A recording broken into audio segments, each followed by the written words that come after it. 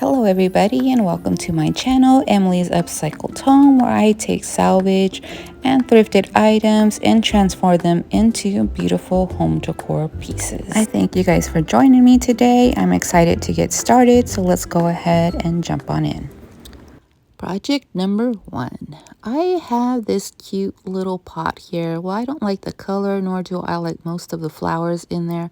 I got this from my good friend Andrea, but I'm going to keep some of this greenery, especially those little roses and the little filler pieces, to use in other crafts. I am going to go ahead and start removing all the little picks here of our floral bouquet. Now, my initial thought was to leave in this styrofoam piece here and just go ahead and work with it that way and refill it with some flowers that I like. But that changes, and you'll have to see later on in the video. But I do come in with Dixie Belle's fluff, and I paint up the edge and all around the piece of this pot here. And if you notice, I am adding a little bit of texture here with a stippling motion with my brush. And I chose the Dixie Belle paint here because it has a thicker consistency here to stick to this pot. And for the second coat, I'm coming in with the Fusion Victorian Lace because it does have its own built-in sealer, and I just like the finish look that the Fusion paint gives and the color that this is. Now I'm just continuing on with that same stippling method. I'm going to continue to thoroughly let this dry, and then I am deciding to make this into like a little chunky riser. So I come in with my knife and remove all the foam that's on the inside the best to my ability. And I'm not worried about it being so perfect because we are going to cover, but I also scrape up that piece on the inside, removing most of the product as well as sanding in some of that product out. To attach everything, I come in with a bead of E6000 and go around the edge of our ceramic little pot. I'm going to add that to the wood round, and that's going to be our base here. I also removing those little footing pieces, those protected little pads there, just so that the piece sits flush when I add our second round to the top. If you notice, I did come in and also sand the base of the piece so that our wood round sticks and it is an even tone, an even surface there for it. Lastly, I'm going to come in with some books and put some weight on that and leave these to dry for 24 hours, and we'll move on after. Please excuse my voice. I have been sick for the last week trying to finish up this video. So here is the piece, and the little gap here that I'm showing you guys, I've come in and fill it in with paper clay, or air dry clay actually, from DOS, and I got that off of Amazon. I'm just going to use my hand, push that into the gaps there, and come back in and we'll sand that up to smooth it out. Coming in with my sandpaper, smoothing out all the wood here on the top of the base, and then removing the sticker on the bottom. I come in with this yellow kind of wash color. I added in this yellow just from regular acrylic paint and a little bit of gray, and I thought this was going to be dark enough to give me this mustard yellow tone, but it did not, so we'll go ahead and do another option here. But I just continue on. Since I did the top, I'm going to do the bottom and everything else. I come in and add a little bit more color to the top, thinking that that would make it a little bit more yellow, but as it dried, it didn't really show up the way I wanted to. So as far as the image here, I'm going to come in with this IOD transfer, and we are going to add this pretty lady or little girl on the top, giving this a very springy vibe with color and boldness, I guess. Little something different here. So I'm just going to, like always, remove the backing of that and place the transfer on, rubbing that on. Now this paint or wash that I had on there, as you see, it didn't really do anything, but I went ahead and allowed that to dry thoroughly before I came in with my IOD transfer here. Now you just rub on your transfer like always and remove the backing. Pull as you go and make sure that you rub in that with your plastic so it has a good hold. Now you see me here coming in with just my 220 piece of sandpaper and hitting all the edges of where we added in that paper clay to smooth out that surface and give it one cohesive look and not so bumpy. So I'll continue on sanding that until I like the look of the piece. And then we'll come in and we'll add some color to our piece here. I come in with this pretty mustard color just from my acrylic paints. And I'm going to go seal in the bottom with this color and go around the rim of the top as well as the underneath part of our wood. Now you see me come in and add a little bit of water because my paint is a little bit thick here. To help it smooth out, I just dip my brush into water.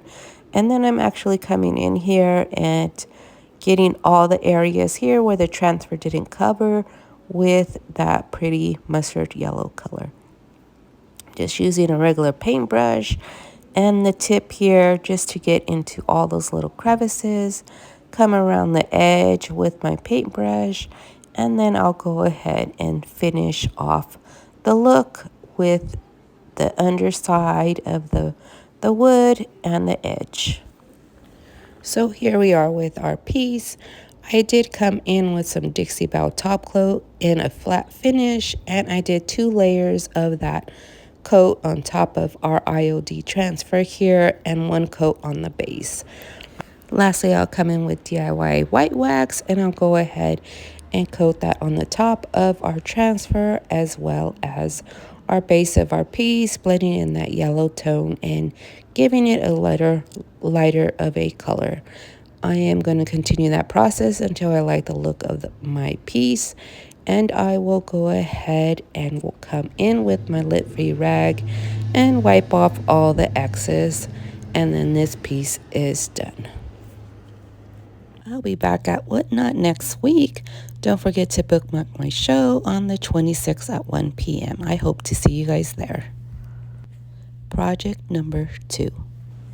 For project number 2, I am taking this old sign that I had where I messed up on the name, so I couldn't send it to the person, but I am going to upcycle it. And first we're going to start off with some Mod Podge and a vintage music sheet, and I actually bring 2 vintage music sheets into this piece, and I'm just going to layer them up, overlapping them on that Mod Podge section. And I decide to go ahead and get as close as to that line as I can and layer in more Mod Podge, trimming up the next music sheet and laying that on top. And I come in with my scissors and I go ahead and cut off all the excess of the paper that I do not need. And of course, all that paper will be saved in probably for junk journaling or whatever other craft I have in mind. Now, if you notice, I'm not worried about being perfect here. I am just getting that paper on, and I'm going to complete this layer here with another layer of Mod Podge. Now, to help me out, I'm coming in with my heat gun and allowing all this to dry, and using my hand to smooth out everything. Now I'm coming in also with my 220 piece sandpaper, sanding up all the edges and getting that paper outside from in the grooves of that line and taking it out. So I'm just lining up my sandpaper and hitting into that groove there that's already there. Now this is a Primo mold that I got from Upcycled by Bree. I'll try to have that linked in the description for you guys. As well as resin, I am coming in with some resin I got off my affiliate link. I'll have that link in the description. And you just mix 1 part A to 1 part B and stir it up thoroughly until you get a clear coat here. You can see it change colors, and then it'll have this clear look. Now, I'm not the best at pouring resin. You guys do your best, but I'm going to come in here and pour the resin into all these little birds and the little floral section. I'm not worried about getting all the molding. I just mostly want the birds and the florals here. So, and then I come in with my little popsicle stick and I smooth everything out, making sure it hits everything. And as it dries, it will turn to white and then it will be ready to use. I'm not going to show you the whole transition here, just showing you a little bit of what it does as a reaction happens. Now, once you have your molding all done, you want to let it thoroughly cure, or else you're going to get this here where you try to bend and it's bending with the molding, and that means it is not ready to remove from the plastic. Now, Emily, here, I need to listen to that because I took it out early, you guys. I was so impatient. But here it is. It made it either way. And I'm just layering this down and seeing where I want my pieces to go and how I want to layer around this. And we are just going to build around those pieces. And this project took me a while trying to just navigate what I wanted to do here. And I kind of just let myself go and let it happen freely and whatever was going on. And my head kind of came down on this project here. So you guys will have to let me know what you think of it. It's really something different and out of my wheelhouse, I guess you would call it. Not as far as layering, but the colors I chose and how I chose to do this is a little bit different than my usual. So I'm coming in here and I'm just going to layer up those pieces of transfers from the IOD pack here, and I'm just going to continue to layer up. Now, I had some issues with it sticking because, once again, you guys, my paint is not thoroughly dry. And I come in, as usual, you guys, layer up those transfers using my pen here as my tool to rub them on. And you want to make sure you varnish those in or varnish them. So haven't figured out that word, you guys. But you just going to continue on that process of layering up my transfers here. Now, I did come in with a bright mustardy yellow around the edges. I don't know what happened to that, but I'm just going to continue on layering here. I took some little remnants of leaves from another transfer, and I'm going to add that there.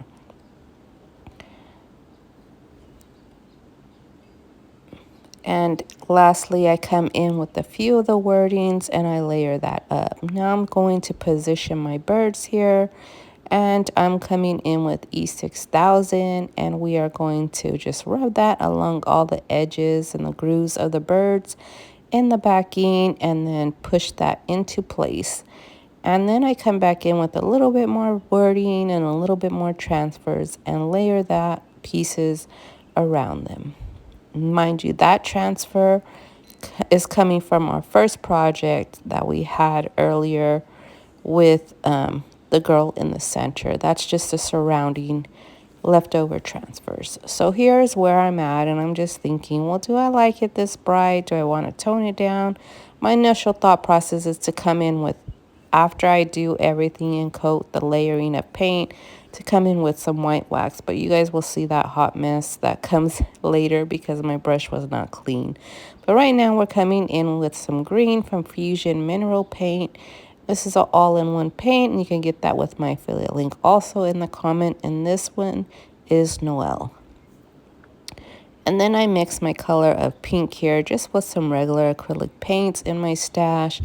And I add those to those flowers in the center there.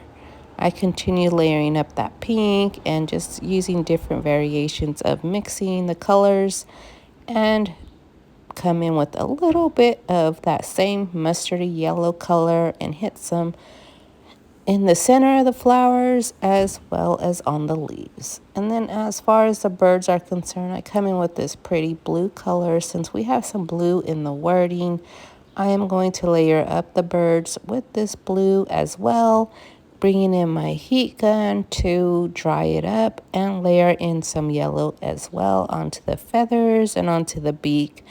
Now, I'm not worried about perfection once again because my thought process here is to come in and blend everything and mute everything down with some DIY white wax.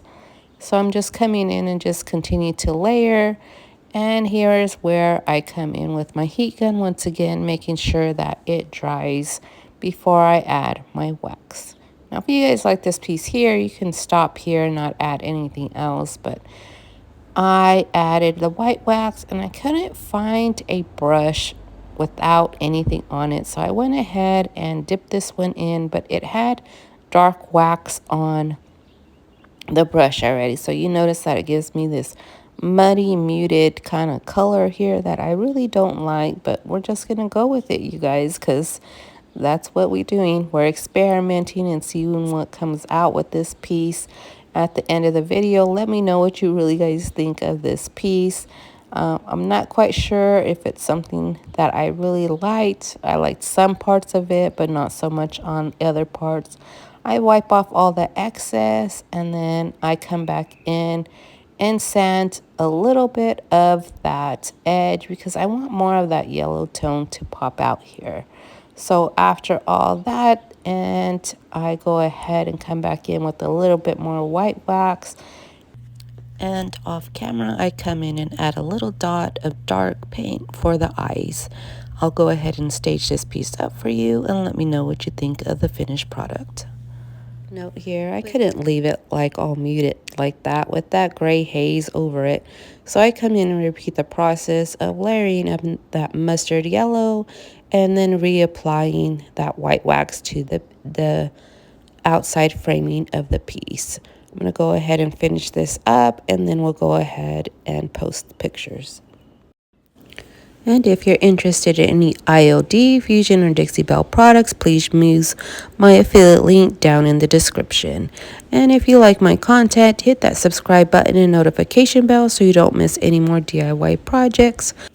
And here are the finished projects.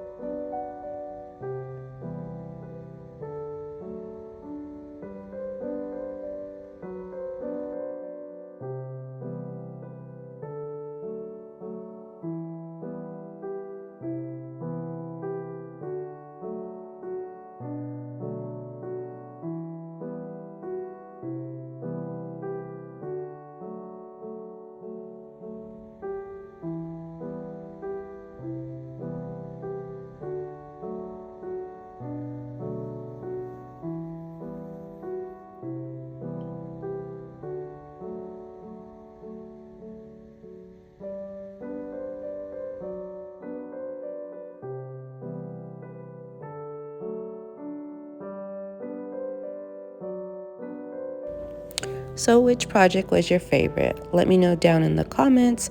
I thank you all for watching and I'll see you guys on the next one. Bye everybody.